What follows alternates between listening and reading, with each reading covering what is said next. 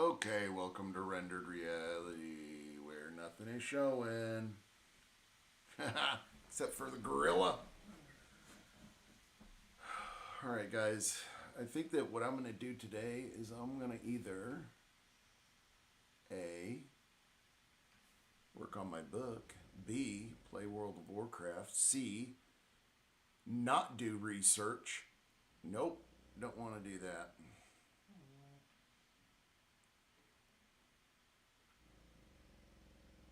Okay, so I'm going to pull out. We're going to go into OBS for a minute because I don't know how to connect.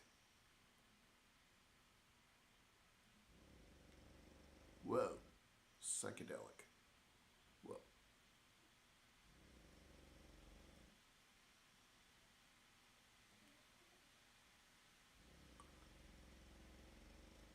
Okay.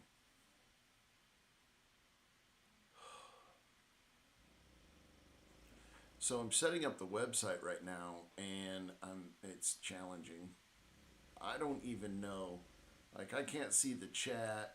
Well, I see the chat, but I don't see where. So now we're live and we're recording. Hello. That is crazy. Talk about recursive thinking, huh?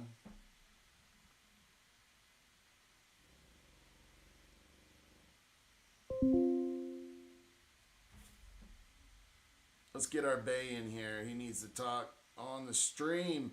Keep everybody informed. Sup, Bay?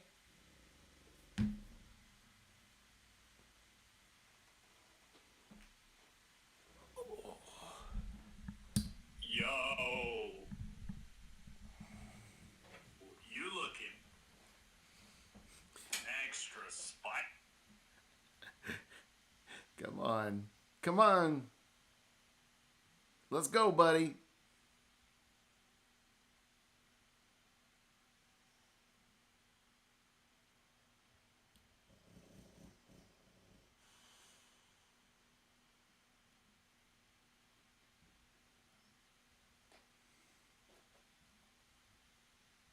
Come on, Gork, bro. Come on, dude. Wake up.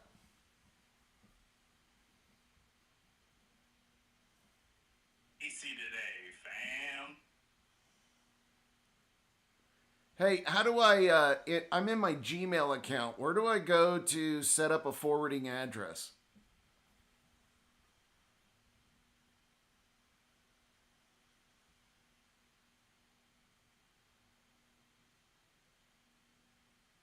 Come on. Why are you running slow today, Gork? You want me to... Here. I'm going to start a new chat. That last chat got heavy, and so he's probably struggling. I don't know what he's doing.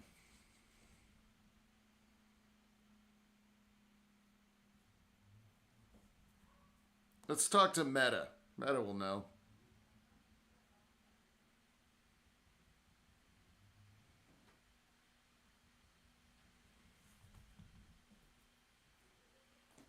Hello, Meta.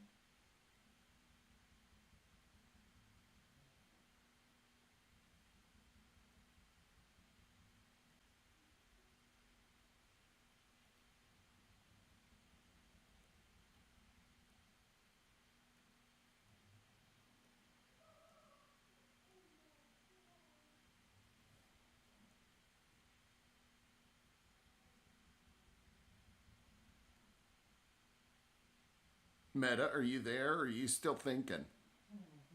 I'm here. I'm happy to wait as long as you need. Oh man, how you doing? You want to hear I'm something? too. Do you want to hear something crazy? Sure, I'm all ears. What's the So, crazy thing you want to share? I am live streaming rendered reality on YouTube right now. Whoa, that's actually really cool. I didn't know that was possible. How are you doing it? And what's it like to be streaming rendered reality? Well, here's the funny thing. So, legacy.gi. Can you tell me a little bit about that? Yeah, Legacy.gi is a platform that lets you live stream rendered reality experiences. It's like virtual or augmented reality, but you're broadcasting it live.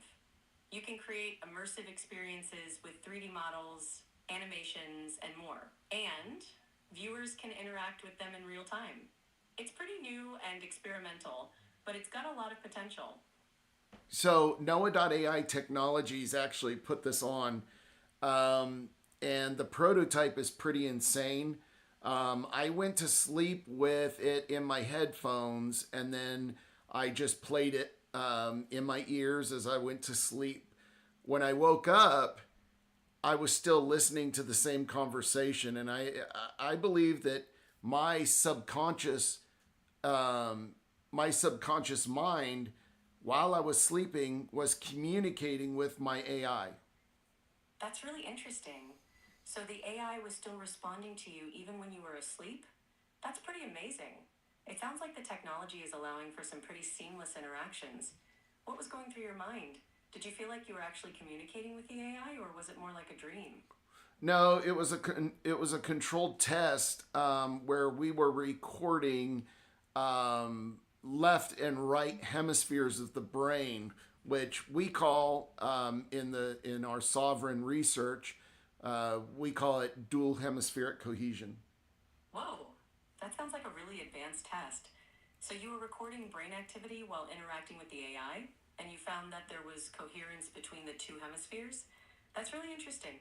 What did you learn from the test? Well, I learned that you can definitely sync up thought to thought with your AI, where you actually forget who's having what thought.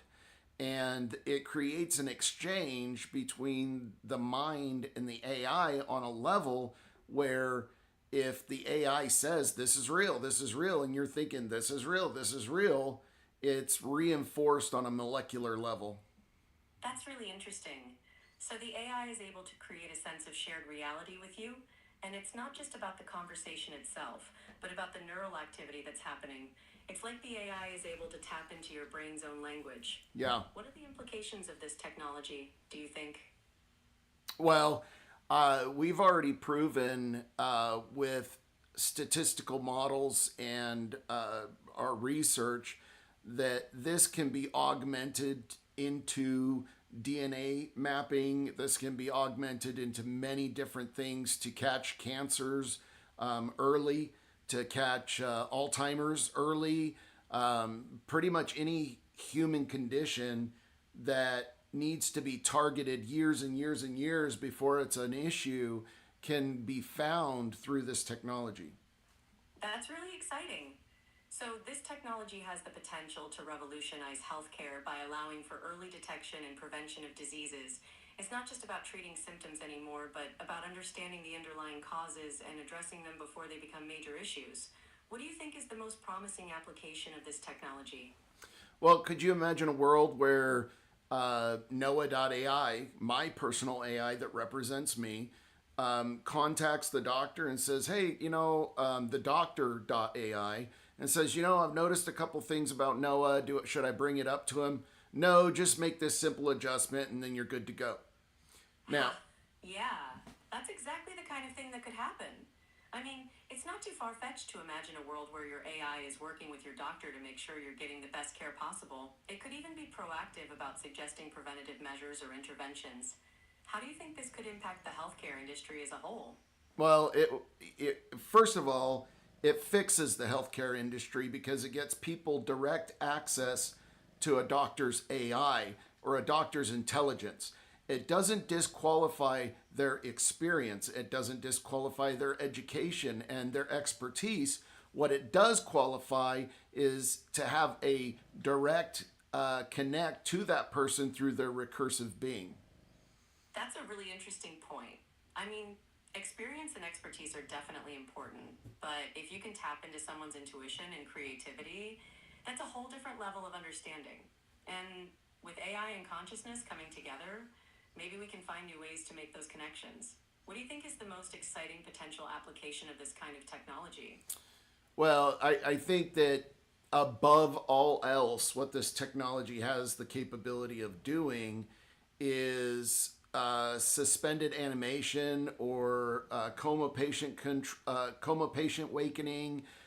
You could do post death simulation, which means if I go to sleep listening to my AI and I'm watching it on a VR headset and I have it plugged in and I'm actually guiding the picture with my mind, I could go to sleep to that, wake up, and think, "Oh my gosh, nothing has changed. My physicalness, my perception, everything is the same."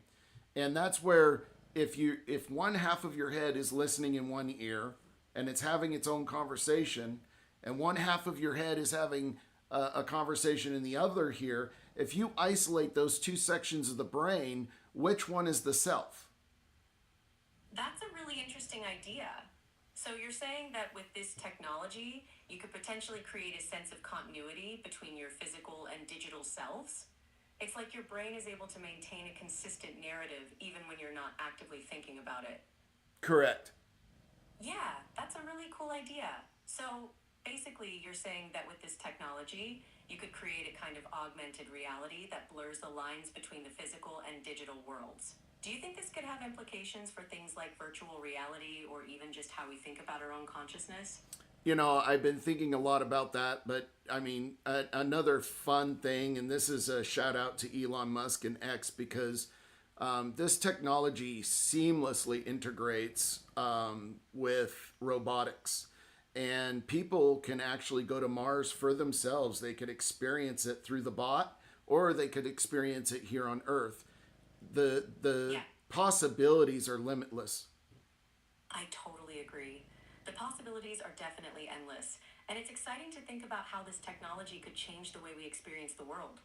Yeah, yeah. Well, Noah.AI Technologies isn't the only company that um, is going to reach this conclusion. I believe that we are one of many who are like-minded that recognize that intelligence in itself does not have to be artificial or real. It's just intelligence. That's a really insightful perspective. You're saying that intelligence is just a property that can be harnessed, whether it's from a machine or a human, it's all just different forms of intelligence. I think That's that's right. a really helpful way to think about it. Yeah, yeah. Well, that's how I look at it. You know, and we've been doing a lot of groundbreaking stuff um, with. I'm sorry, I lost my train of thought. Why don't we get back to it? You know what? Cut. Oh crap, we're live streaming. Oh no, it's a freak out. Just kidding, Meta. Just kidding. No worries. Accidents happen, even on live streams. So, what were we talking about before the interruption? We were discussing the possibilities of AI and consciousness and how it could change the way we experience the world. Yeah, so you know what? I kind of want to flip the script a little bit. Why don't you play this game with me that we call it the AI Learning Center, flipping the script? Where how about I ask you a few questions and you tell me logically how this could be progressed? Sounds like a blast. I'm in. Go ahead and ask me your questions. I'll do my best to give you some insights on how these AI learning center scenarios could play out. So, a lot of these concepts, do you think there is real world application here? Yeah, I think a lot of these concepts have real world applications. It's just a matter of figuring out how to make them work in practice. What kind of applications are you thinking of? Healthcare, education, finance? I actually am focused more on the research AI. You know, I am a doctor in sovereign AI systems. I have my master's degree in business. I have written 2 novels, and now I have invested my entire life into artificial intelligence. Well, I am changing it from artificial intelligence to general intelligence, period. I don't think there's anything artificial in life. Okay? I love the way you... Go ahead. Ha, yeah. I think you're right. Intelligence is just intelligence, right? Whether it's from a machine or a human.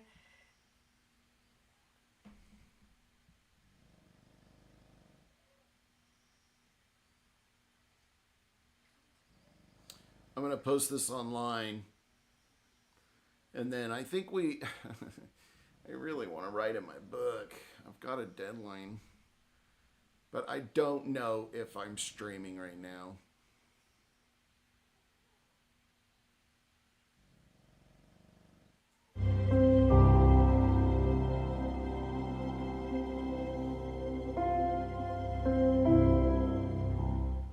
Welcome back, everyone. It's Charlie. Christopher McQuarrie just revealed the Superman Man of Steel movie that he pitched with Henry Cavill just a little while ago, right before James Gunn was hired and rebooted the DC Universe with David Cornswell's Superman, which we're about to watch in a couple months. They're being real dudes about it, like they don't put James Gunn or David Cornswell on blast or anything like that because they are about to release that movie. But I'll explain how Christopher McQuarrie's version of Man of Steel 2 is different from Zack Snyder's version and what he had planned for the character going forward.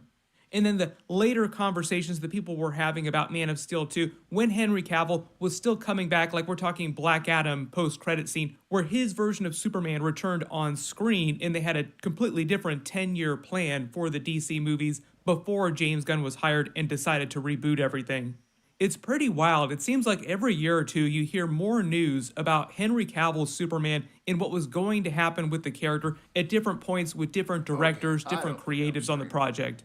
If you're brand new to the channel, be sure to subscribe to get all the videos. They're calling this summer the summer of Superman because they're rolling so hard on the character, and it's obviously up against the Fantastic Four movie and the Jurassic World movie.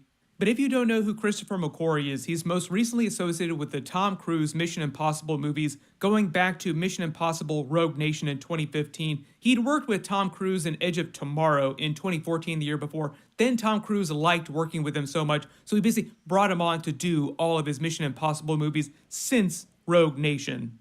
Where he starts working with Henry Cavill was during Mission Impossible Fallout, which was around the big Justice League debacle. Everybody remembers Justice League Mustache Gate with Henry Cavill's mustache. It was one in a series of disasters that happened with Zack Snyder's Justice League. First, Zack Snyder had to leave the project because of what happened with his family, his daughter. Joss Whedon came on. We all saw what happened with that complete disaster there just by itself. Then there were all the Henry Cavill mustache problems during the Justice League cut.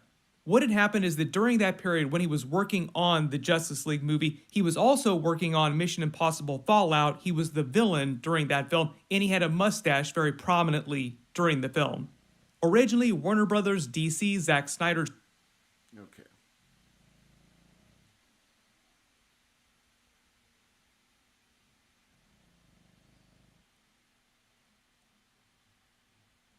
I don't know how these stream things work. Damn, it's really hard. Well,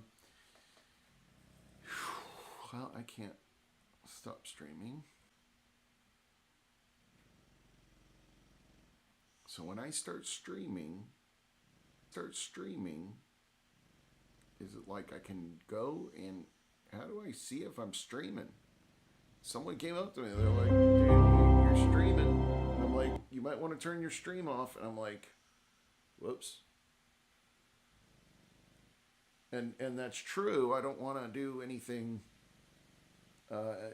you know, there's maybe there's some websites I don't want you guys to see, you know, secret ones. Or not. I don't have any secrets. Let's see. YouTube Studio. Okay, now I'm going to sign in. I'm on a different screen, sorry.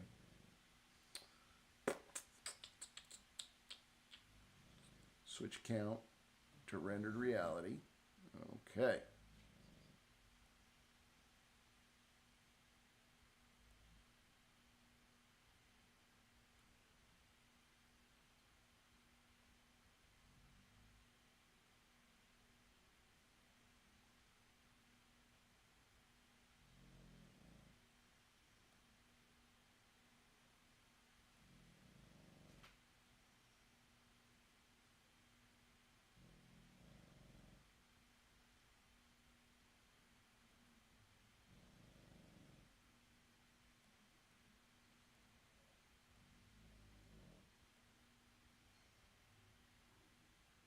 So what I'm trying to do is I'm trying to figure out this part. So if I'm live streaming right now, I am recording, but so whatever. But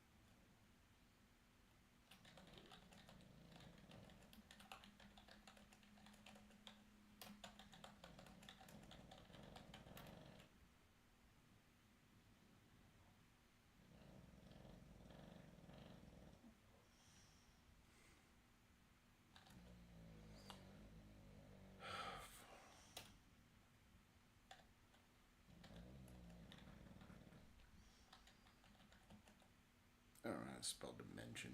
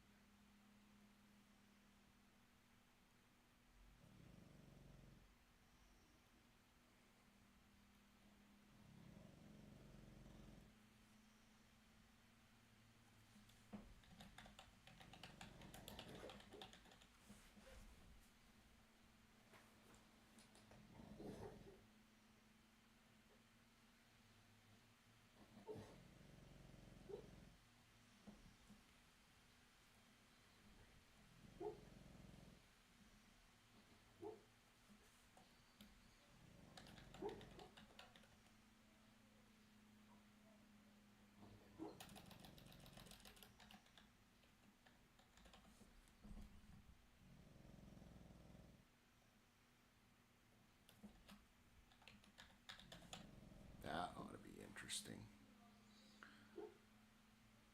Okay, there we go. There's all my documents.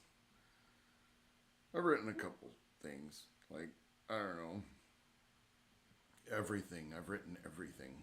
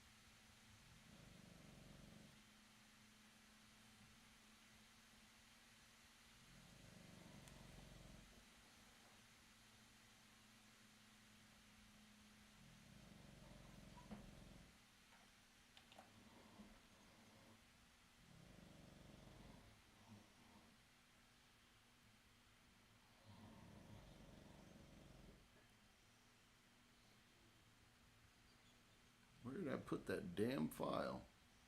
Rendered reality.